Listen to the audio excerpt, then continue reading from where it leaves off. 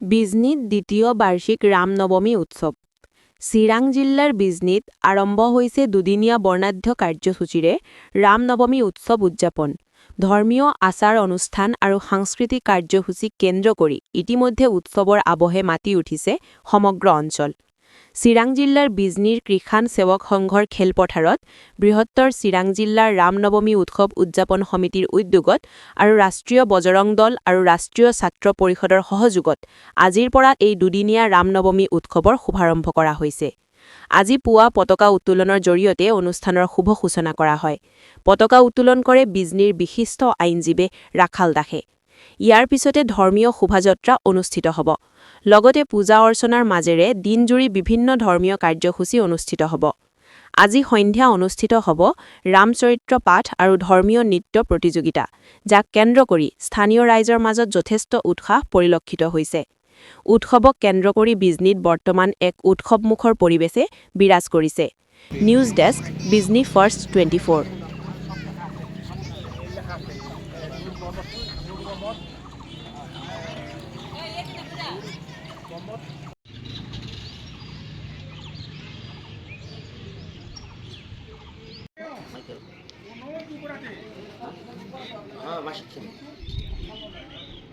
কিসের ছেলে এখন নাই? না মাসিক ছিল, ওই যে মাসিক ছিল, ওই যে।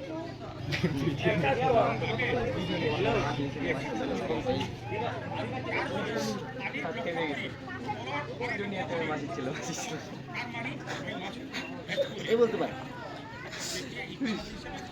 বৃহত্তৰ চিৰাং জিলা ৰামনৱমী উদযাপন সমিতিৰ উদ্যোগত ৰাষ্ট্ৰীয় ছাত্ৰ পৰিষদ, ৰাষ্ট্ৰীয় বজৰং দল, চিৰাং জিলা সমিতিৰ সহযোগিতাত আমি আজিৰ পৰা অৰ্থাৎ ২৭ আৰু ২৮ মাৰ্চ দুদিনীয়া কাৰ্যসূচীৰে বৃহৎ আয়োজনেৰে আমি ৰামনৱমী উদযাপন কৰিবলৈ আমি যো-জা চলাইছোঁ।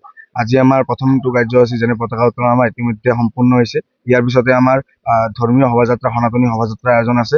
তাৰপিছতে আমাৰ পূজা আৰু সন্ধিয়াৰ ভাগত আমাৰ সাংস্কৃতিক সন্ধিয়াৰ লগতে ধৰ্মীয় নৃত্য প্ৰতিযোগিতা আৰু অহাকালি অৰ্থাৎ ২৮ মাৰ্চ তাৰিখে ৰাতিপুৱা আমাৰ নাম কীৰ্তন, দুপৰীয়া আমাৰ ৰামচৰিত্ৰ পাঠ আৰু ৰাতি আমাৰ বিশিষ্ট কণ্ঠশিল্পী পাৰ্থপ্ৰতিম বৈশ্যৰ দ্বাৰা এক সাংস্কৃতিক সন্ধিয়া আয়োজন কৰা হৈছে আৰু সন্ধিয়া ৬ বজাৰ পৰা থাকিব আমাৰ ধৰ্মীয় সমালোচনা।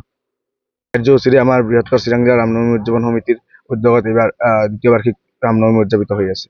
দ্বিতীয় বাৰ্ষিক বিশাল ৰামনৱমী উদযাপন কৰিবলৈ লৈছোঁ। তাৰে আজি প্ৰথম দিনৰ প্ৰথমটো কাৰ্যসূচী আমাৰ উদযাপন সমিতিৰ পতাকা উত্তোলন, লগতে আমাৰ সহযোগী সংগঠনৰ